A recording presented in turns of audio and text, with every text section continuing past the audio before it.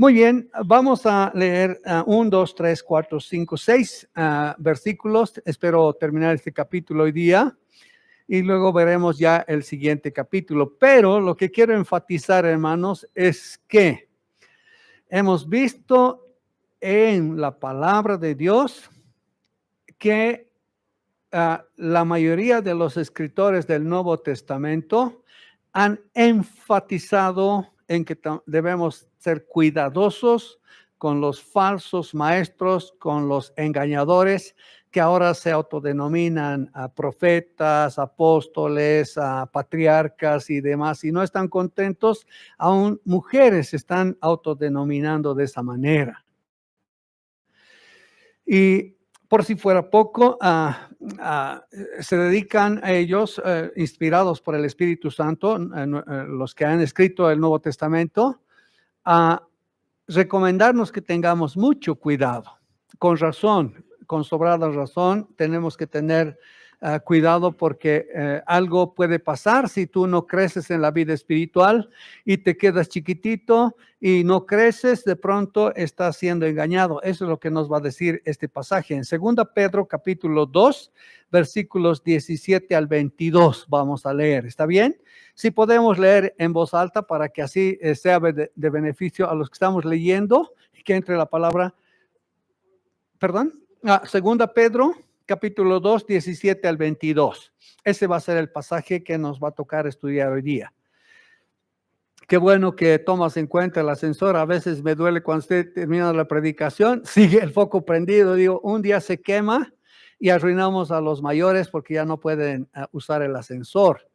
Y será bueno que tomemos en cuenta, ¿no? Gracias, Jorge, por tomar en cuenta. Y también, ¿dónde está Milenka? Bien, te has olvidado. Muy bien, ahora sí, vamos. Leamos en voz alta, ¿les parece? A la voz de 3. 2, 3.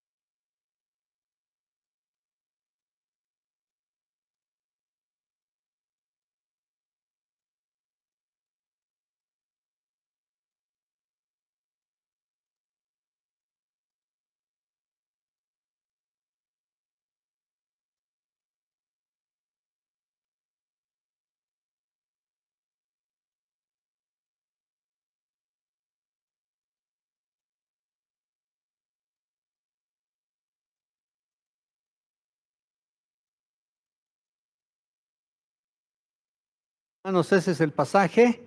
Ahora, de allí quiero sacar algunas lecciones que puedan ser de utilidad para nuestras vidas, pero decía yo a manera de introducción que la mayoría de los autores del Nuevo Testamento nos previenen contra los falsos maestros.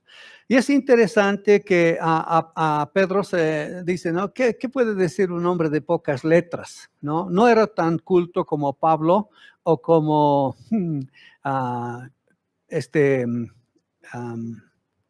Lucas. Lucas y Pablo eran hombres de letras, ¿sí? Pero Pedro decía, ¿qué puede decir? Pero saben, cuando es inspirado por el Santo Espíritu de Dios, la primera carta la dedica a los que están siendo perseguidos por los enemigos externos, ¿no? Y había una persecución tenaz, estaban queriendo hacer desaparecer a los que seguían el camino. Pero resulta que el enemigo, viendo que mientras más mártires habían, más crecía la iglesia, dice, vamos a emplear otra estrategia.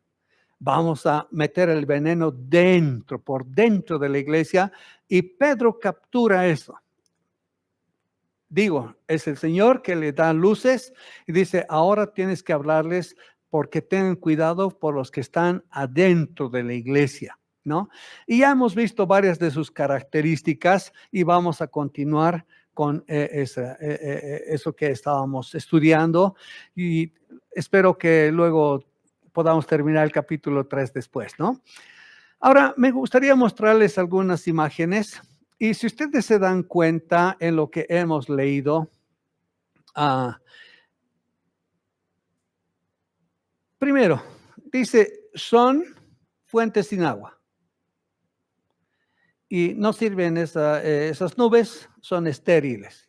Entonces, he puesto como un título, nada es como parece. Ellos aparentan, pero solo apariencia, ¿sí? Y quiero mostrarles unas imágenes interesantes que he podido rescatar. ¿Qué es eso? Interesante, ¿no? ¿Alguien aquí sabe lo que es la pareidolia? Pareidolia. ¿Byron?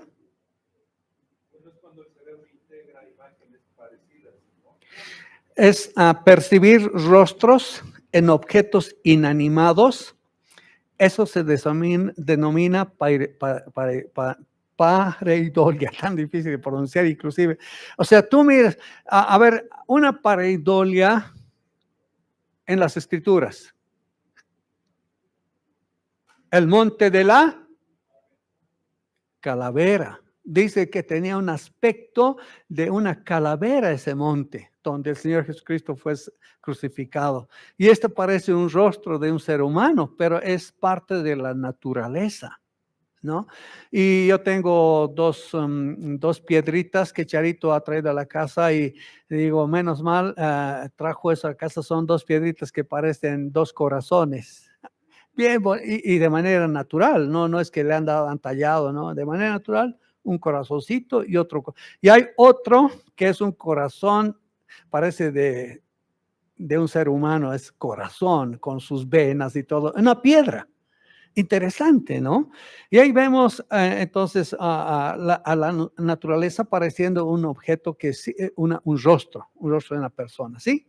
Ahora, hay algunas imágenes más. ¿Qué es? ¡Una calavera! No. Si ustedes miran los detalles, esta es la cabeza de una niña, este es un conejito y esta es otra niña, y están sentadas y conversando. ¿Llegan a ver? Sí, ¿no? Qué interesante. Parece algo, pero no es otra cosa. Es como engaña la vista, ¿no? Y entonces cuando vemos a los falsos maestros, vamos a ver sus caracteres. Uy, este sí que es mucha dosis, pero en realidad solo parece mucha dosis. ¿Qué es? Una cebra con dos cabezas. ¿Qué les parece eso? Como el que estaba justo con su cámara dice, oh, parece una cebra con dos cabezas, son dos cebras y punto, solo que parece con dos cabezas. ¿Sí o no? Interesante. Cada cosa que sacan fotografía y que nos pueden hacer meditar, tienen apariencia, pero no son. No es una cebra con dos cabezas. Ese es un rostro. No, miren, una personita aquí, un caballo, parece aquí una mujer, un varón, un niño, y pasé el pesebre. Interesante, no es lo que parece, ¿sí? Qué capo el artista que ha pintado eso, ¿sí? Muy bien. ¿Hay un homenaje más? No sé. Vamos a ver. No, eso es todo. Ahora sí vamos a la lección. Vamos a orar antes de empezar la meditación. Padre nuestro que estás en los cielos, queremos agradecerte, Señor, porque has recibido nuestra gratitud. cuando hemos estado meditando en el diseño maravilloso tuyo de nuestra redención. Gracias, Señor, porque tú eres tan elocuente en el Antiguo Testamento que nos muestras en cada detalle lo que querías mostrarnos de tu Hijo, lo que Él iba a venir a morir por nosotros, lo que Él se iba a dar de manera total, el más excelente regalo, y para que nosotros podamos, Señor, tener paz entre nosotros. Padre bendito, te damos gracias por tantas cosas que tú puedes compartir con nosotros y que están en tu palabra. Pedimos, Señor, que ahora que hemos leído este pasaje, sea tu Santo Espíritu ayudándonos a entender, a comprender a cabalidad lo que tú quieres compartir, quieres enseñarnos, Señor. Sabemos que no hay ni una tilde de tu palabra que sea inútil, que sea vana, que no sirva. Gracias, Señor, te damos porque toda tu palabra podemos aplicar a nuestras vidas. Y en este caso, gracias, Señor, por vacunarnos, por mostrarnos que pueden entrar hombres malignos que no van a perdonar al rebaño y que nosotros tengamos la habilidad de identificarles a estas personas, Señor. Necesitamos de ti, oramos porque tú seas edificando nuestras vidas. Admitimos que no somos nada, ni nada tenemos, venimos con las manos vacías para que tú llenes nuestros corazones, Señor. Pedimos que tú bendigas este tiempo en el nombre de Cristo Jesús. Te oramos y te damos gracias. Amén. Ahora sí, hermanos, empezamos con la meditación. Es el tercer mensaje, por eso punto número 3, los distintivos de los apóstatas. No sé si se dieron cuenta, la anterior decía las distintivos de los apóstatas. Y nadie me corrigió, hubiera gustado que corrijamos. Dije, pero ¿y por qué las distintivos? Lo que quise decir, los distintivos de los apóstatas. ¿Qué vamos a conocer ahora? Su apariencia y sus resultados. Esa va a ser la lección. ¿Qué es lo primero que nos dice de estos? ¿Qué es la apariencia de estos? Hermanos, estos, dice, son fuentes. ¿Te imaginas una fuente, pero que no tenga agua? Aparentemente parecen ser fuentes de aguas, pero están sin agua.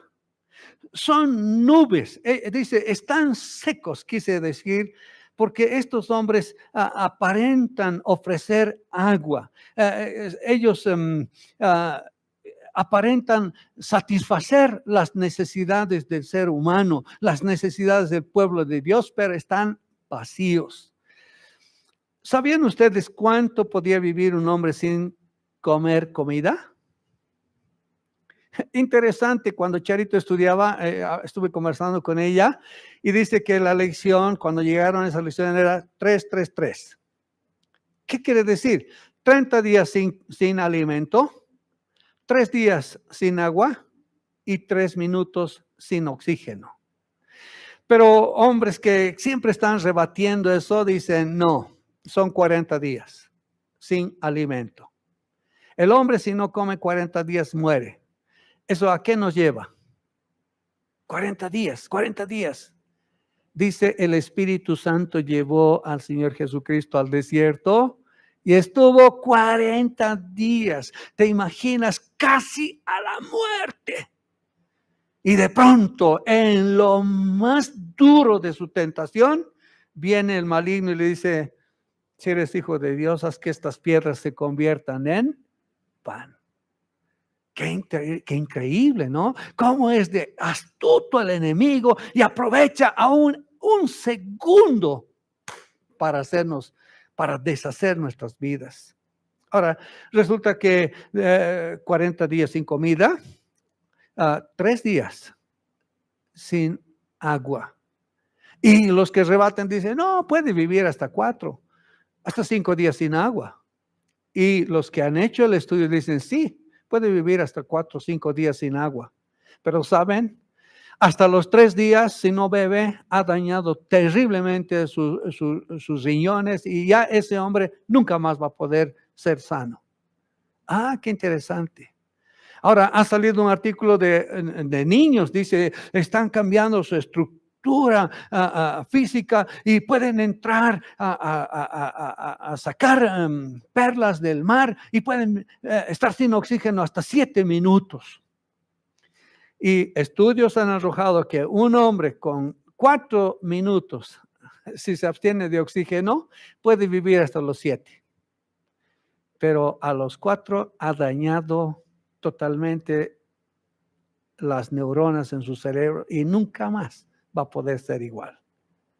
Entonces, vemos, hay una necesidad urgente de que el hombre sea alimentado. Lo mismo pasa en la vida espiritual, lo mismo pasa en la vida emocional. Pero ¿saben qué? Estos ofrecen vida, pero están secos, son vacíos. Ellos no podrían dar nada.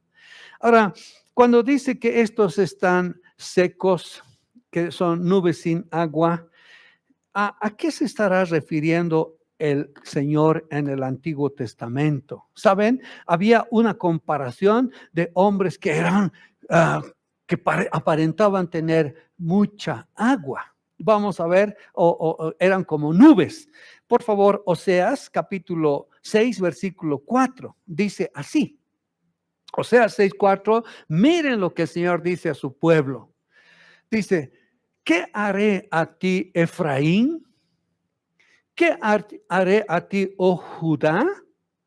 La piedad vuestra es como nube de la mañana y como el rocío de la madrugada que se desvanece. ¿Qué está diciéndoles en otras palabras? Son fieles. ¿Así dice? No.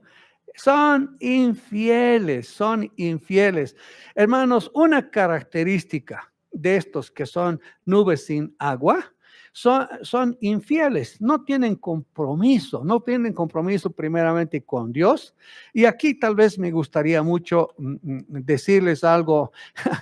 Hice una comparación a un joven que tenía deseos de que le aconseje porque había decidido casarse. Vine y me dijo, hermano, quiero que usted me aconseje. Había aconsejado a mis papás antes de que se casen y ellos están felizmente casados. Ahora quiero que a mí me aconseje, ¿no? Y cuando me dio los detalles, yo dije, ¿cómo la miras a ella? Mandonita es, hermano. Quiere mandonearme desde que somos amigos. Así, mandonita. Tienes que acostumbrarte. Así son las esposas. Ay, no. Pero ¿saben lo que hice, hermanos? Le puse en un supuesto. Si tú sabiendo que es así te casas, tienes que vivir para ella, hasta el punto de querer dar tu vida por ella. Te voy a poner en un supuesto, le dije, ¿no?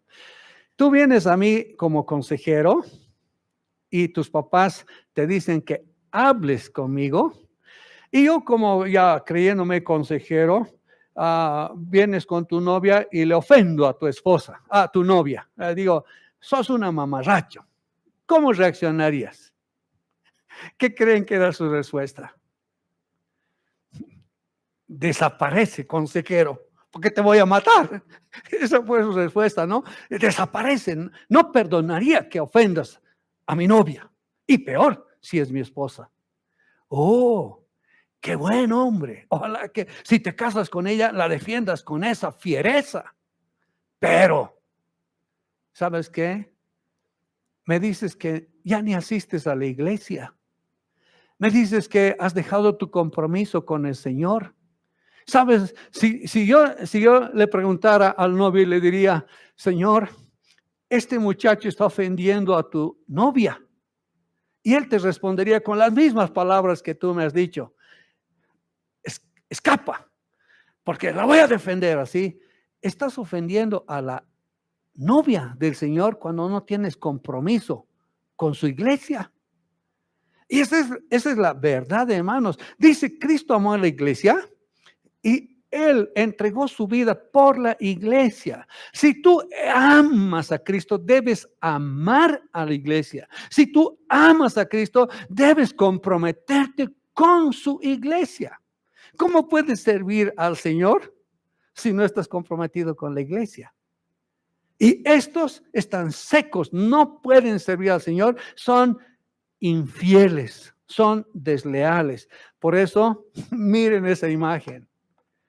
Oh, venga, yo quiero hablar con usted, pero está con una hacha atrás de él para mostrar su deslealtad. Dispuesto a darle golpe, certero y con un hacha más de paso. La característica de estos son que son desleales. Hermanos, creo que desde el comienzo ya el Señor puede estar hablando a nuestros corazones. ¿Cuánta lealtad le demuestras a Cristo?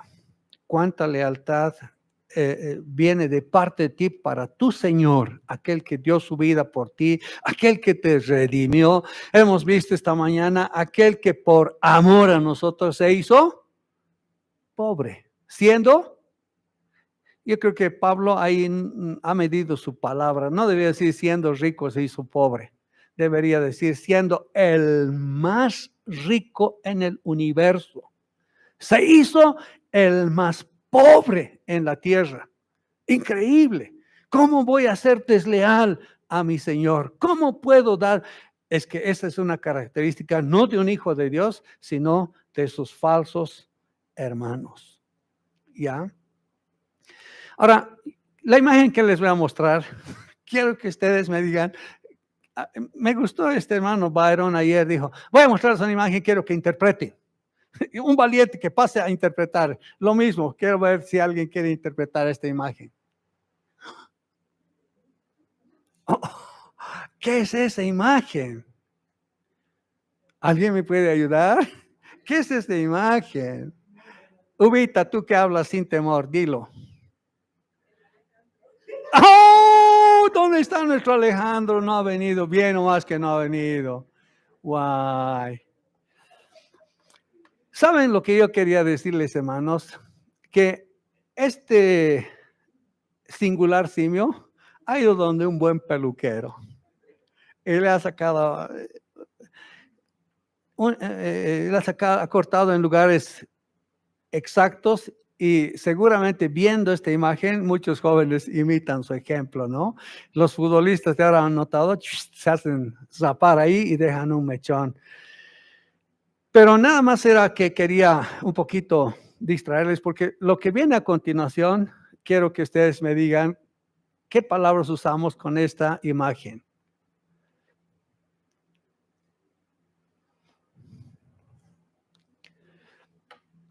Ahí está Denis, fuerte. ¿Cómo? Ah, no, pero ¿qué decimos? Hay un refrán. Es más peligroso que un mono con navaja. Estos falsos hermanos, estos pseudo hermanos, no lo digo yo, lo dice la Escritura. En Judas 1:12 dice lo siguiente: esa gente es un peligro para ustedes en sus reuniones fraternales. Solo vienen a comer y a divertirse sin tener ningún respeto a Dios. Son como nubes sin agua. Miren, otra vez son como nubes sin agua que arrastra el viento y como árboles que ya deberían dar fruto, pero no dan, están completamente muertos. Así que serán arrancados de raíz. Hermanos, dice estos falsos apóstoles, estos falsos profetas, estos falsos maestros son peligrosos, más peligrosos que un mono con navaja. ¿Te imaginas que un mono entre aquí a la casa de oración con su navaja? ¿Quién se atrevería a controlarle? Listo. Desangrando, otro. Entonces, estos son así, son peligrosos y son una amenaza. ¿Por qué? Hermanos, porque son superficiales. Para ellos, todo es juego. Y no sé si ustedes se han dado cuenta, hubo un tiempo en las iglesias que se hizo indispensable la noche de juegos. ¿sí? Y en la iglesia tiene que haber una noche de juegos, social, se llamaba noche social. ¿Y a qué vas a la noche social? A jugar, pues. Y cuando se quiso eliminar de las reuniones la noche social, los jóvenes, ¿cómo? Si no hay social, no hay vida, tenemos que jugar, como si el juego, la diversión fuera parte indispensable de la edificación del creyente. Ya he escuchado a Pablo decir, ejercítate para la piedad. El ejercicio corporal para poco es provechoso. Ahora, no está diciendo que no debemos ejercitar. Yo noto que tengo que ya hacer ejercicio, si no mis usos se van a achicar. Pero no tiene que ser lo elemental. ¿Se dan cuenta, hermanos? Estos son peligrosos porque son superficiales, todo es juego para ellos. ¿Y por qué has dicho eso? Era juego, estaba diciendo en broma, todo es juego. Luego son irrespetuosos y trágica su vida porque son arrastrados como la serpiente antigua arrastró a Adán con su doctrina. No morirán. Sabe Dios que sus ojos serán abiertos y podrán ver el bien y el mal. Así de astutos son. Tenemos que tener cuidado. Y lo que dice aquí, que ellos son sin fruto. Ahora, tal vez debemos nosotros preguntarnos, ¿cuál es el fruto de tu vida espiritual? ¿Cómo puedes decir que estás dando fruto si no tienes compromiso con el Señor? Y tal vez asistes a la iglesia para justificar tu esterilidad, nada más.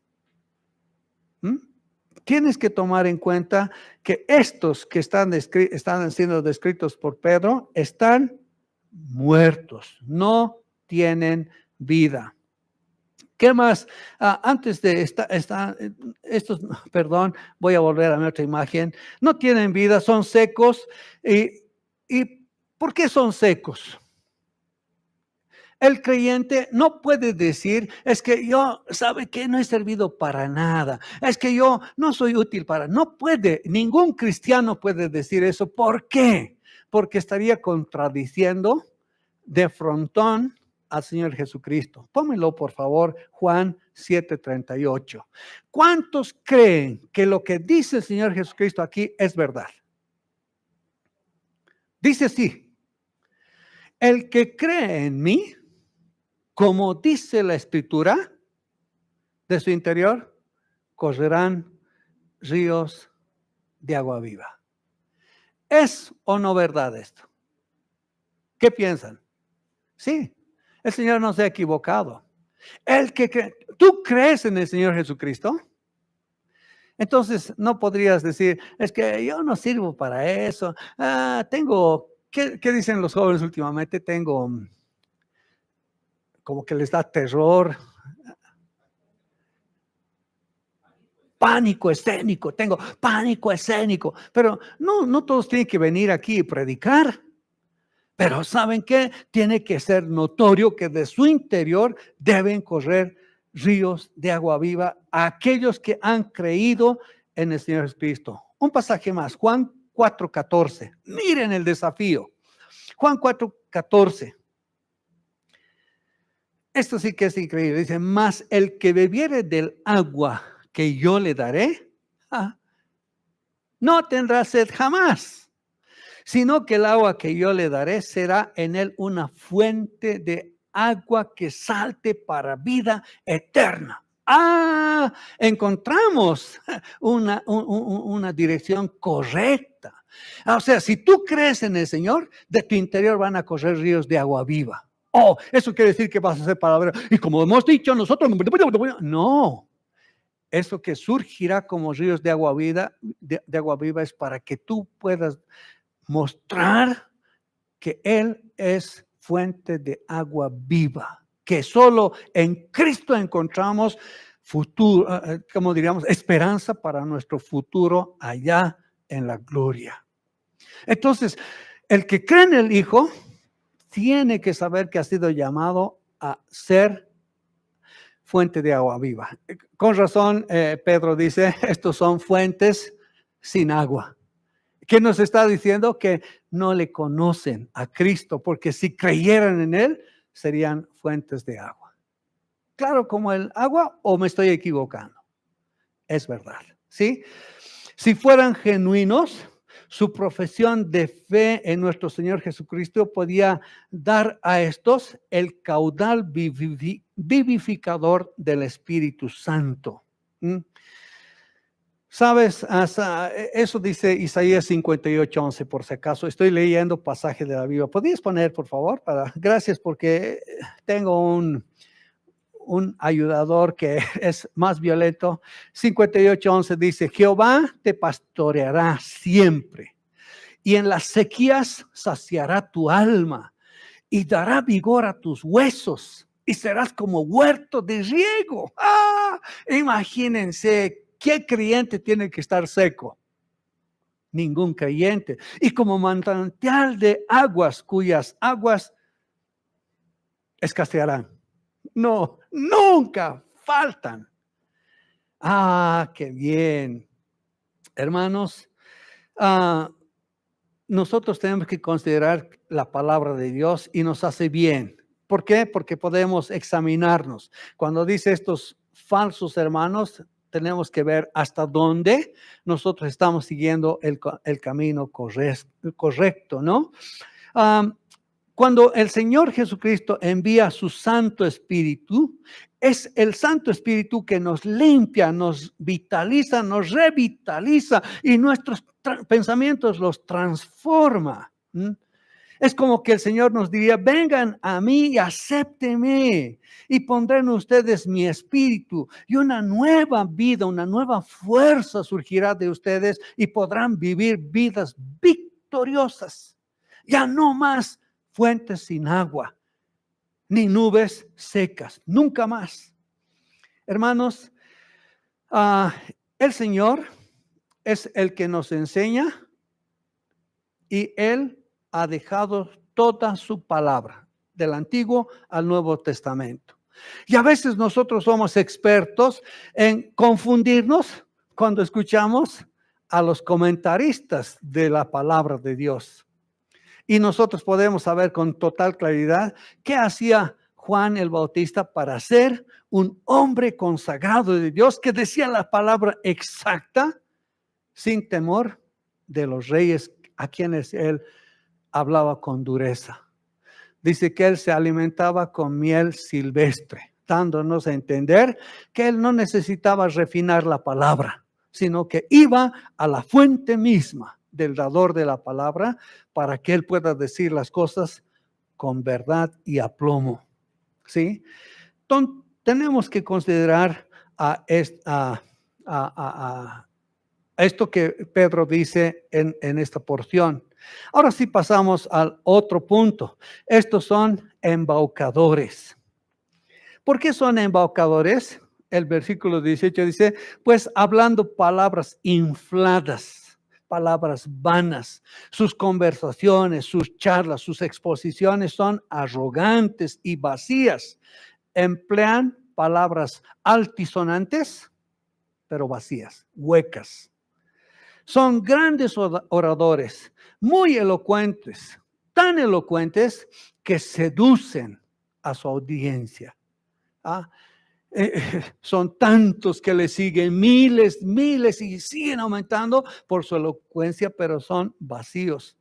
Esta audiencia grande cae embelesada ante sus argumentos, pero son inútiles para la salvación. No pueden salvar. Estos embaucadores dicen, siembra y vas a ver lo que vas a cosechar. ¿Qué vas a sembrar? ¿Piedad? ¿Afecto fraterno? No, siembra monedas. Aquí estábamos. Yo he decidido cambiar mi nombre. No me llame más hermano Fernando. Llámeme Cash Fernando. O si quieren, Money Fernando. ¿Qué tal? Así son. Insolentes. Ahora, quiero que miren este video y otra vez voy a seguir el ejemplo de hermano Byron. Los mayores de 50, miren en la primera parte, ¿qué error comete este hombre? Hasta los 40, otro error. De los 30, otro error. Y queremos que resalten de los 30 abajo, ¿qué errores va a pronunciar este que está predicando a multitudes? Pero miren la insolencia de estos hombres. ¿Ya? ¿Podemos? Y espero. Volumen. ¿Dónde está el que controla el volumen de la computadora? Por favor, gracias. Ahí estaba Joel, y ahí está hermano Jaime, y ella está hermano Ezequiel. No, Ezequiel está pasando clases en su. Ahora sí, cuando estés listo, sí, dice que está listo. Va, ya digo, voy a preguntar a mayores, dígame que han encontrado los, ya, en el orden que he dado. ¿Uno más? Uno más. En este video conocerás la gran diferencia entre un falso maestro y uno verdadero. ¿Cómo decide la gente en qué creer de la Biblia, ya que hay tantas contradicciones? Y la realidad es que, de hecho, hay muchísimas Si estás contradicciones. mintiendo sobre Dios, si estás diciendo que Él es algo que no es o que ha hecho algo que Él no lo hizo, mi relación vertical con Dios exige que me enfrente a eso. Las minorías sexuales y de género tienen algo que enseñarle a la iglesia. Moisés no tenía Biblia, Josué no tenía Biblia, Abraham no tenía Biblia. Escrito con el singular de Dios. ¡Oh, no! Fue una palabra de Dios que escucharon y un sentimiento en su corazón. Y aquí estamos diciéndotelo. Y a la gente dejar de confiar en lo que sienten y dejar de confiar en lo que oyen. Bien, te diste cuenta de que era herético. Hay algunos cristianos que dicen cosas como si no está en el libro, no es real. ¿De qué estás hablando?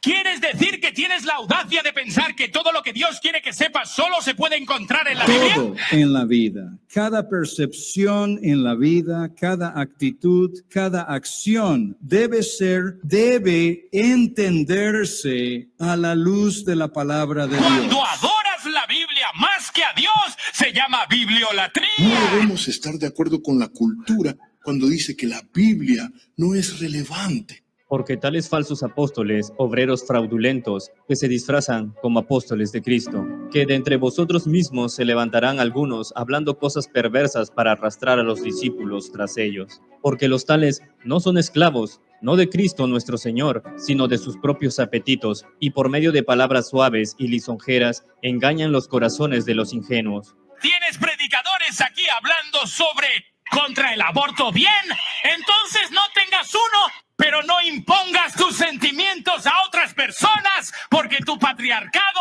es imprudente. Pero se levantarán falsos profetas entre el pueblo, así como habrá también falsos maestros entre vosotros, los cuales encubiertamente introducirán herejías destructoras, negando incluso al Señor que los compró, trayendo sobre sí una destrucción repentina. ¿Sabes por qué siempre hay contradicciones en la Biblia? Bueno, porque fue escrito por la gente durante un periodo de unos 1500 años. Bueno, dado eso, es natural que la gente tenga diferentes tipos de cosas, y yo soy alguien que no cree que haya sido dictado por Dios. Antes de que pronunciara palabras blasfemas contra Dios, un rayo golpeó la iglesia y se incendió hasta los cimientos. La icónica aguja de la primera iglesia congregacional de Spencer cayendo en un voraz incendio. Hubo un momento en que condiciones peligrosas obligaron a los primeros auxilios a retroceder antes de que el campanario se derrumbara.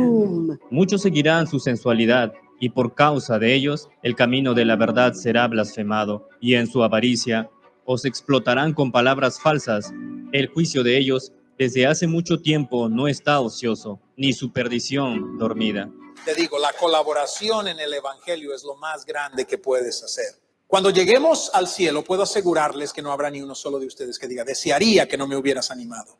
Dar tanto y que yo haya conseguido mi 5º televisor de pantalla plana y que tendría más joyas y ropa más elegante. Todo eso desaparecerá, solo queda lo que inviertas en el reino. Eso te beneficiará por la eternidad. Vas a acercarte, abrazarme, besarme y decirme: gracias, gracias, gracias por sacar ese dinero de mi bolsillo. Ay de ellos, porque han seguido el camino de Caín, y se lanzaron por lucro en el error de Balaam, y perecieron en la contradicción de Coré. Estos son manchas en vuestros ágapes, comiendo impúdicamente con vosotros, se apacientan a sí mismos. Nubes sin agua, llevadas de acá para allá por vientos, árboles otoñales, sin fruto, 2 veces muertos y desarraigados, fieras ondas del mar, que espuman su propia vergüenza, estrellas errantes, para los cuales está reservada eternamente la oscuridad de las tinieblas. Hoy, Santa Madre de Dios, con todo te alabamos y damos gracias, Trinidad de amor, un Dios para siempre. Y todos los fieles de Dios pueden decir amén y amén. Muy bien. ¿Qué error han encontrado los mayores? ¿Hay alguien que puede decir algo? Sí, Denis.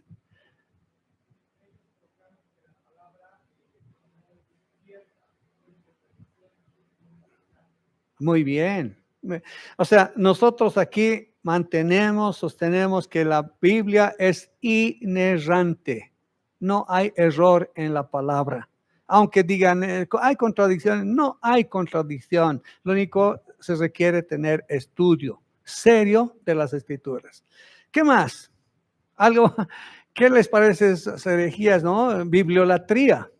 No debes estudiar la Biblia, eres un bibliólatra, tienes que tener experiencia, tus emociones, así hablan cosas infladas, son nubes sin agua.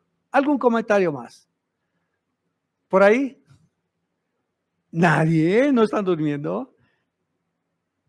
Hermano Roberto. Si nosotros, hermanos, pudiéramos ver la física actual de los científicos y veríamos la palabra, cuán lejos están los físicos de conocer lo que dice la palabra. Hace miles de años la palabra nos dice que de los grandes descubrimientos físicos, de aquellos grandes que han hecho una serie de investigaciones y que han tenido una suerte de cosas. Pero aquí me gustaría un día yo también hablarles de esos para poder a esos falsos físicos demostrarles que desde la antigüedad está escrito respecto de lo que es el universo. Muchas gracias. Gracias, hermano. Muy bien. Entonces ya vemos que utilizan palabras infladas, ¿no? Ahora, vamos a ver lo siguiente. ¿Qué hacen estos hombres y por qué consiguen tantos seguidores? El versículo 19 dice, les prometen libertad. Y son ellos mismos esclavos de corrupción, porque el que es vencido por alguno es hecho esclavo del que lo venció. Hermanos, ¿qué es la libertad? Fernando, ¿qué es la libertad? Tu esposa. No, estoy hablando de la otra libertad. No te estoy diciendo de la otra esposa, estoy diciendo de la libertad. ¿Qué es la libertad? Hermanos, la libertad de Dios viene por medio de Jesucristo. Ojo. ¿Qué clase de libertad prometen ellos? Pero vamos a ver, a veces nosotros también malentendemos lo que es la verdadera libertad, la genuina libertad. La verdadera libertad que viene del Señor es que Él nos ha libertado para poder escapar de las consecuencias del pecado.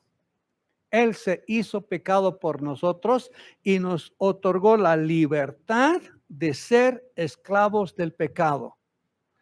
Otro segundo punto es que cuando aceptamos a Cristo como nuestro Señor, Él rompe las cadenas del pecado.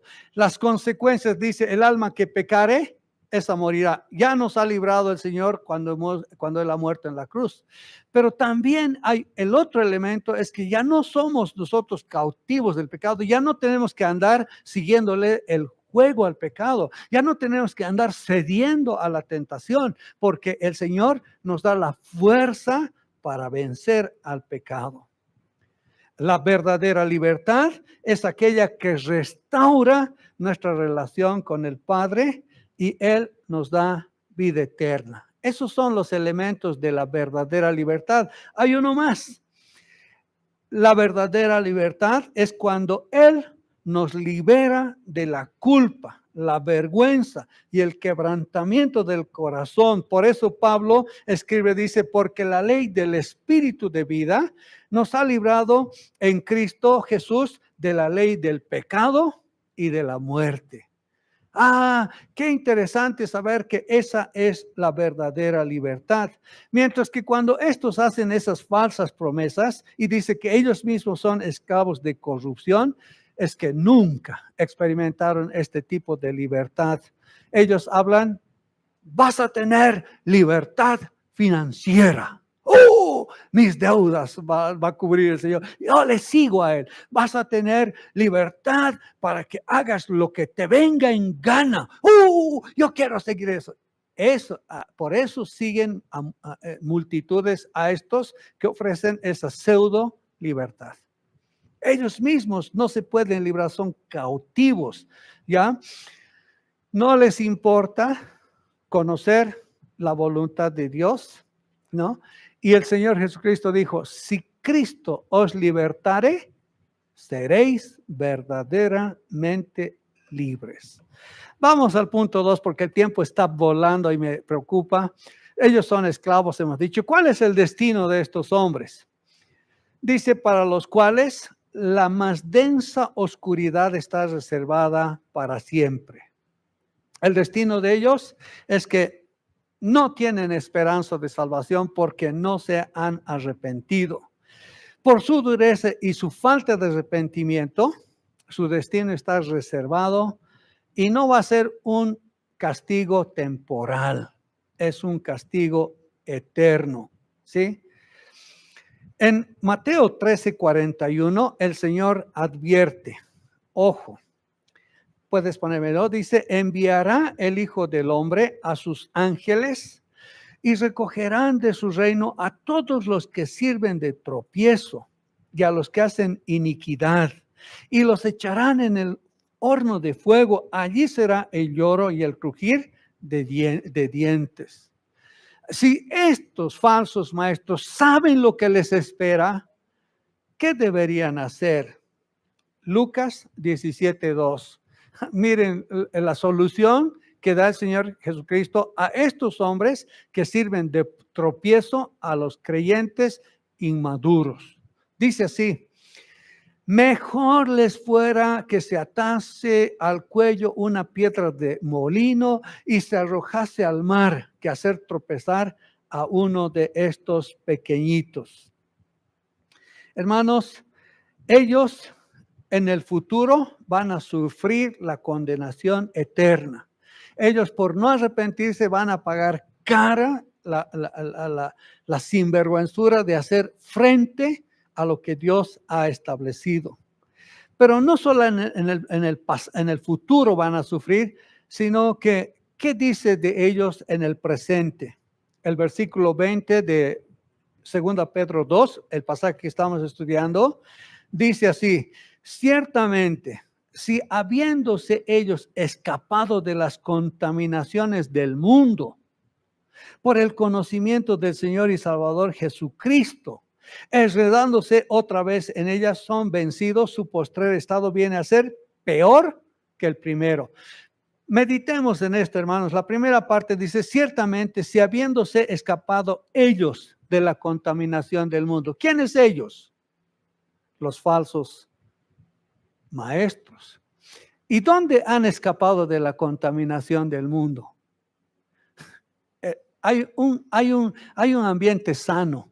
Cuando yo tengo que compartir la palabra a uno nuevo, le digo, si tú aceptas a Cristo, tienes que saber que hay 3 evidencias. Primero, tienes que respirar. La respiración es igual a la oración. Segundo, tienes que mamar, tienes que alimentarte. Dice, como niños recién nacidos, la leche espiritual no adulta. Tienes que anhelar. Y el tercer punto, ¿cuál es el tercero? Los que me han escuchado alguna vez. El tercer punto es un recién nacido tiene que cambiar de ambiente. Si a un recién nacido le haces nacer en un basurero, se va a contaminar y va a morir. Entonces, tiene que nacer a un ambiente sano. Cuando ya desarrolla sus defensas y se hace grande, ya se hace maduro, puede ir al basurero a extraer a los que están enlodados en la basura y ya no se va a contaminar porque ya ha creado defensas. Pero un recién nacido es vulnerable. Lo mismo. Nosotros tenemos que ver, dice, ciertamente habiendo ellos escapado de las contaminaciones del mundo. ¿Dónde se han librado de las contaminaciones del mundo? Es que se congregaban en una iglesia local. Y ahí estaban como protegidos de las contaminaciones del mundo. Además, ellos han adquirido conocimiento del Señor y Salvador Jesucristo. Por eso es peligroso, hermanos, que si hay alguien que asiste a las reuniones, tal vez da de sus ofrendas o diezmos, pero que no ha tenido una experiencia con el Señor Jesucristo personal, no ha reconocido que es pecador y que necesita a Cristo, su situación es peligrosísima. Porque no es inocente, porque ha conocido al Señor Jesucristo como Señor y Salvador. Y como no ha conocido, llega a enredarse otra vez y esta vez es vencido.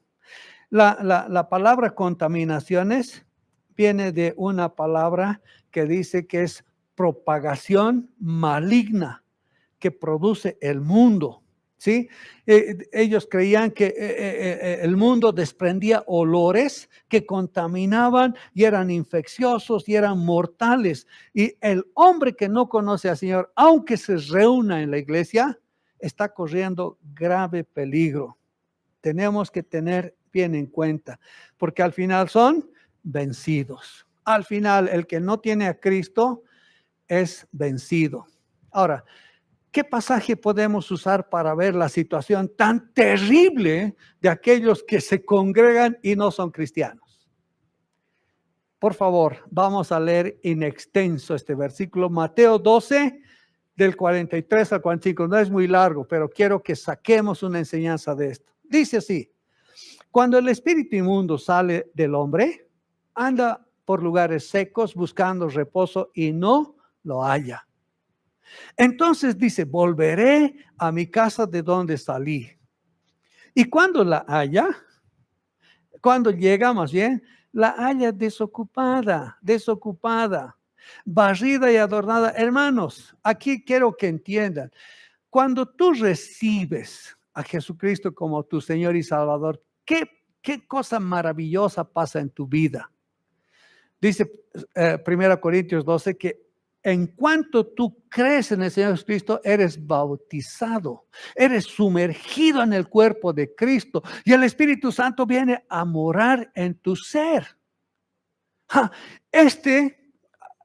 Dice, tiene la influencia de Dios, tiene la influencia de la palabra, pero cuando quita esta influencia, su casa está adornada como nunca ha estado. Pero lo más grave es que está vacía. No hay nadie morando en ella. Está vacía. Entonces dice, este espíritu maligno toma consigo otros 7 espíritus peores que él y entrados moran allí y el postrer estado de aquel hombre viene a ser peor que el primero. Así también acontecerá en esta mala generación. Hermanos, si alguien no tiene seguridad de que es hijo de Dios, no juegue con fuego, se va a quemar. Y si tú eres hijo de Dios, comprométete con la iglesia. Es la amada del Señor. ¿Sí? Ahora, ¿qué dice Pedro como solución?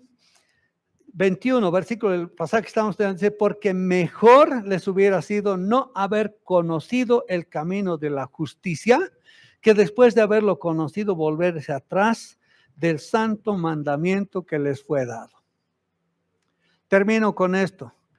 No hay en toda la Biblia 2 ejemplos más fuertes que los que va a utilizar a continuación Pedro por aquellos que aunque vengan a la iglesia, no tienen al Señor en sus vidas, usan dos ejemplos, perro y puerca, masculino y femenino, porque les ha acontecido lo del verdadero proverbio. El perro vuelve a su vómito y la puerca lavada a revolcarse en el cieno.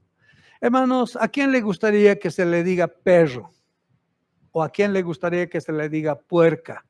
Ya de solo escuchar el nombre, oh, puerco, perro, ¿cómo tan feo? Pero no queda ahí, sino va un paso más. Este perro y esta puerca hacen cosas asquerosas. Comen de su vómito y se enlodan en el cielo. ¿Quién dice eso? Pedro.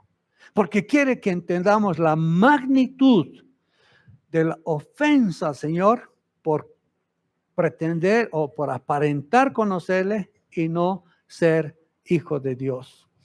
Hermanos, que el Señor tenga misericordia de nosotros y que nosotros, como dice Pablo dice que nosotros sigamos la fe con temor y temblor, sabiendo que por su gracia fuimos rescatados. ¿Podemos orar? Por favor, pónganse de pie, hermanitos. Vamos a orar dándole gracias al Señor. Padre nuestro, Padre bendito, queremos agradecerte esta mañana porque tu palabra es como una espada, es como un martillo. Señor, que nuestros corazones lleguen a ser sensibles, como dice tu palabra, un corazón de carne. Y que si está endurecido, que sea solo tu palabra, Señor, penetrando hasta lo más profundo de nuestro ser y haciéndonos considerar nuestra situación. Y que cada uno de nosotros aquí sea un celoso vigilante de que nunca dejemos entrar a tu iglesia enseñanza extraña, enseñanza que no procede de tu palabra. Pedimos, Señor, que seas con nosotros. Ayúdanos, Señor, a meditar en lo que tú has inspirado por medio de tus apóstoles. Pedimos tu bendición, rogamos tus cuidados al retornar a nuestros hogares y te oramos siempre en el nombre que es sobre todo nombre. En el nombre de tu Hijo amado te pedimos. Amén.